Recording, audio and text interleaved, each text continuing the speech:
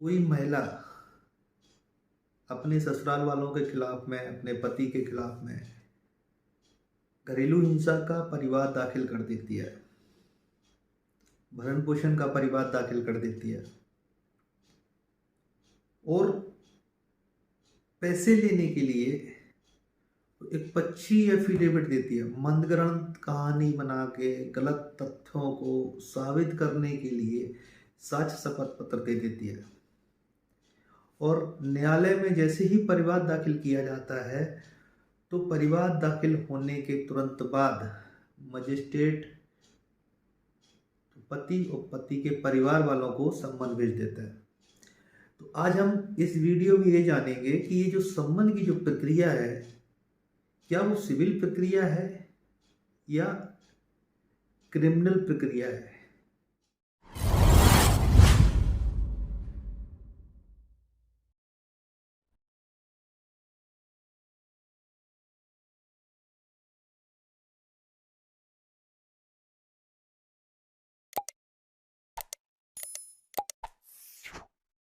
नमस्ते भाइयों, कैसे हैं आप लोग। मैं हूं आपका दोस्त ब्रह्मदत्त।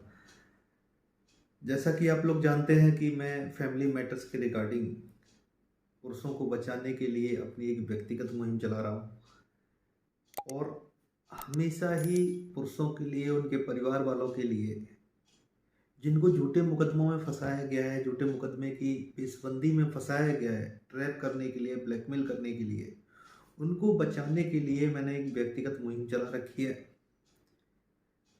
आपने देखा होगा कि कोई महिला अपने ससुराल वालों के खिलाफ में, अपने पति के खिलाफ में घरेलू हिंसा का परिवाद दाखिल कर देती है, भरण पोषण का परिवाद दाखिल कर देती है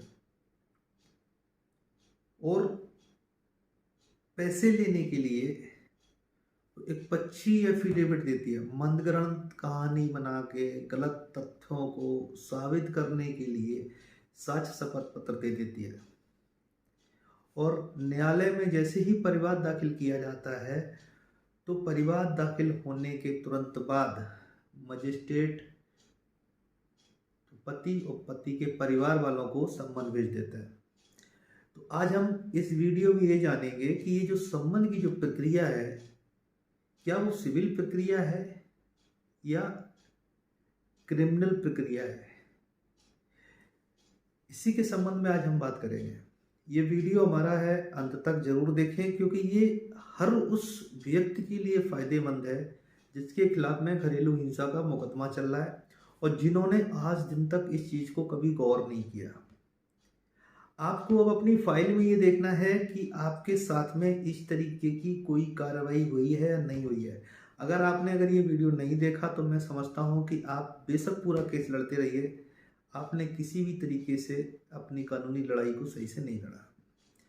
आज मेरा कहने का मतलब ये है कि जो सम्मन की जो तामीला जो कराई जाती है प्रतिवादियों पे, पति या उसके परिवार वालों पे, हमें इसी स्टेज पे उस केस को कैसे खत्म कराना है, हमें उस प्रक्रिया को कैसे चैलेंज करना है। अगर आप लोग हमारे चैनल पे नए हैं तो हमारे चैनल को सब्सक्राइब कर दें। आप लोगों का सपोर्ट नहीं मिल रहा है और जब तक आप लोग सपोर्ट नहीं करेंगे हमारा ये वीडियो बनाने का कोई मतलब नहीं रह जाता। मेरा सिर्फ ये इंटेंशन है कि आप लोगों तक मास मैसेज में हमारी बात पहुंचे। बहुत सारी ऐसी टेक्निकल चीज़ें हैं जो आपके केस के कागज़ देखने के बाद, आपके केस को पढ़ने के बाद ही आपको ये सारी चीज़ें बताई जा सकती हैं। अगर आप लोग इच्छुक हैं तो आप लोग बाकायदा फीस के साथ में अपने डॉक्यूमेंट्स हमारे व्हाट्सएप नंबर पे भेज सकते हैं और कोशिश करेंगे कि आप लोगों को बचाया जाए। तो सबसे पहले बात आती है कि जो घरेलू हिंसा अधिनियम 2005 है, जो उसकी प्रक्रिया जो है वो क्रिमिनल है या सिविल है। जैसे कि आपने देखा कि डोमेस्टिक वायलेंस का जो परिवाद न्यायालय में दाखिल हो गया, दाखिल होने के बाद में तुरंत सम्मन भेज दिया जाता है। एक तरफ डीपीओ रिपोर्ट मंगाई जाती है और दूसरी तरफ सम्मन भेज दिया जाता है। तो वहाँ पे जब भी कोई इस तरीके का वाद जाता है न्यायालय के सामने, तो वो एक कंप्लेंट के रूप में होता है। ये जो घरेलू हिंसा और जो भरण पोषण जो है, ये एक्ट इसलिए महिलाओं के लिए है कि इनको जल्दी से जल्दी मॉनेटरी रिलीफ मिले, और मॉनेटरी रिलीफ दिलाने के लिए सीआरपीसी प्रोसीजर का इसमें फॉलो किया जाता है कि सीआरपीसी के तहत में जल्दी जल्दी कार्रवाइयाँ हों, दंडिक कार्रवाइयाँ हों। लेकिन जैसे ही परिवार दाखिल किया जाता है तो घरेलू हिंसा में जो सम्मन जो भेजा जाता है पति और उसके परिवार वालों के लिए, वो डाक से भेजा जाता है। जबकि सीआरपीसी प्रोसीजर में ये है कि जब भी किसी साक्षी को,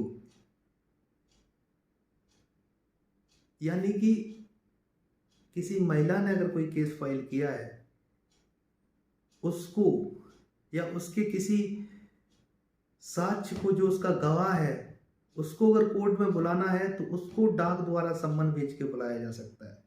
लेकिन यहाँ ऐसा नहीं होता है। घरेलू हिंसा के केस में क्या होता है कि एक तरफ डीपीओ रिपोर्ट मंगा ली जाती है और एक तरफ सम्मन भेज दिए जाते हैं डाक से। तो ये डाक की जो प्रक्रिया है ना, ये साक्षी और उसके गवाहों के लिए है, जैसा कि सीआरपीसी में बताया गया है। लेकिन बात आती है कि डोमेस्टिक वायलेंस की प्रोसीडिंग क्रिमिनल पे कैसे चलेगी। बहुत लोग इस बात को उठाते हैं, कहते हैं कि अरे भैया ये तो सिविल प्रोसीडिंग है, ये तो सिविल प्रवृत्ति का है। मानते हैं इसमें जो मॉनेटरी रिलीफ हैं वो सिविल प्रवृत्ति के हैं, लेकिन इसमें जो सबसे ज्यादा जो यूज है वो सीआरपीसी का है।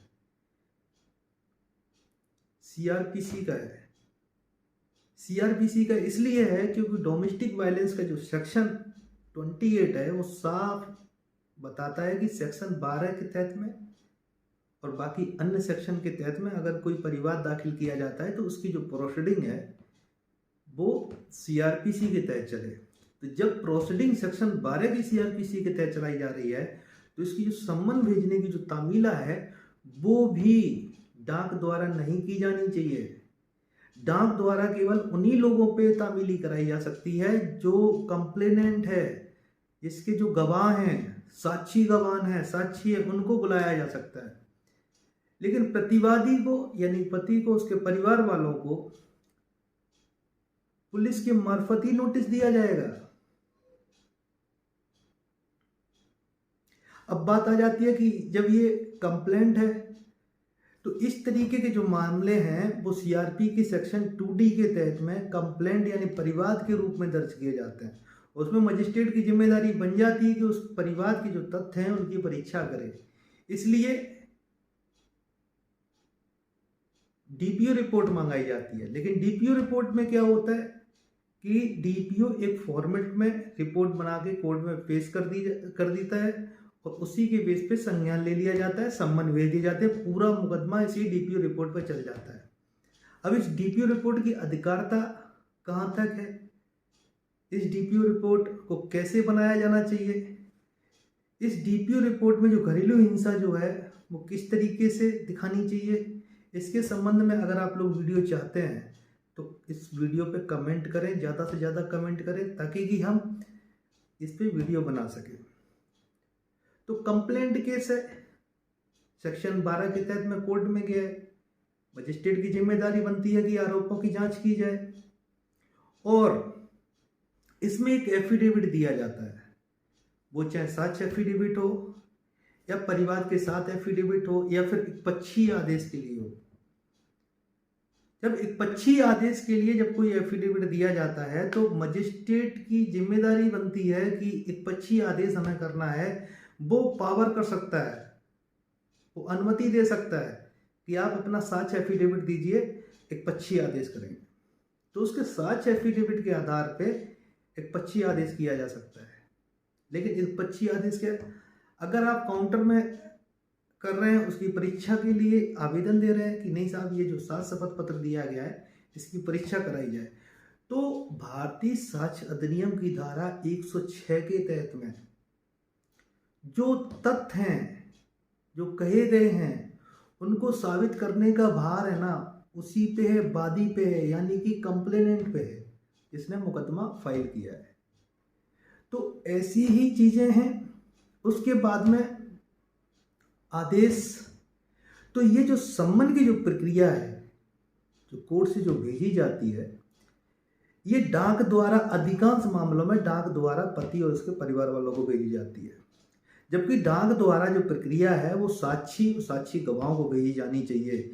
सीआरपीसी के सेक्शन 69 के तहत में और 62 सीआरपीसी के तहत में पुलिस के द्वारा पति और उसके परिवार वालों को ये सम्मन भेजना चाहिए। लेकिन यहाँ क्या होता है, यहाँ पति और उसके परिवार वालों को डाक द्वारा भेजा जाता है। ये पूरा प्रोसेस जो है गलत है। आप इसके खिलाफ में आप अपील में भी जा सकते हैं, आप उसी अदालत में इसका रिव्यू मांग सकते हैं, इसका करेक्शन मांग सकते हैं, इसकी त्रुटि मांग सकते हैं सीआरपीसी प्रोसीजर के तहत में। कैसे करना है, कैसे ड्राफ्टिंग करनी है, कैसे आपको बचना है, इसके लिए हमने नीचे नंबर दिया हुआ है। हम पैसे लेते हैं, पैसे लेके काम करते हैं। फ्री के लिए न तो समय है, ज्ञान हो सकता है, ज्ञान बांटने से बढ़ता है। ज्ञान हम वीडियो के मार्फत आपको दे रहे हैं, लेकिन हम कोई भी दस्तावेजी काम फ्री में नहीं कर पाएंगे। आप लोग हमें सपोर्ट करो, हम आपको सपोर्ट करेंगे। दूसरी बात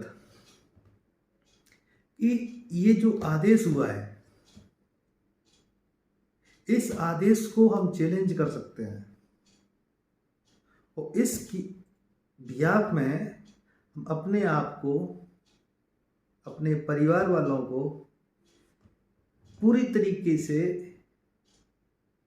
इस केस से बाहर निकाल सकते हैं।